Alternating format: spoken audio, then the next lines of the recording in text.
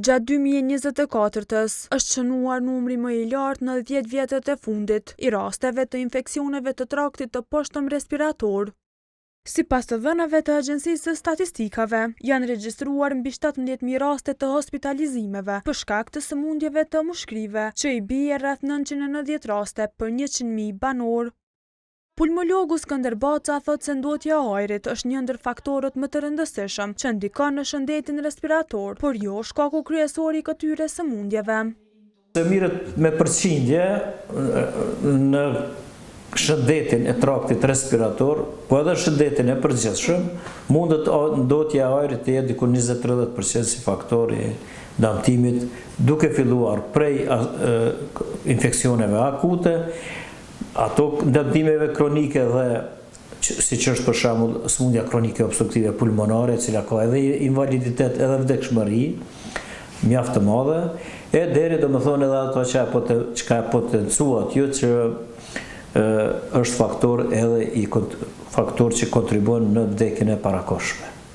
Sipas tij, qëndrimi për një ditë në ajër të ndotur mund të shkaktojë infeksione akute, ndërsa ekspozimi i vazhdueshëm për vite me radhë ka pasoja më serioze në shëndet. Nëse i nënshtrohemi një faktori të ndotjes të ambientit, siç është tymi gaznat e automobilit në semafor mas shumti apo në ndonjë vend tjetër, në garazha për shembull, po ashtu të paventilume, atëherë domethënë një ditore, 2 ditore mund ndodh infeksionet akute respiratore zakonisht të traktit sipër. Kurse në aspektin kronik është shumë më e rëndësishme domethënë ndotja e ambientit, sepse ne nuk e vrejmë atë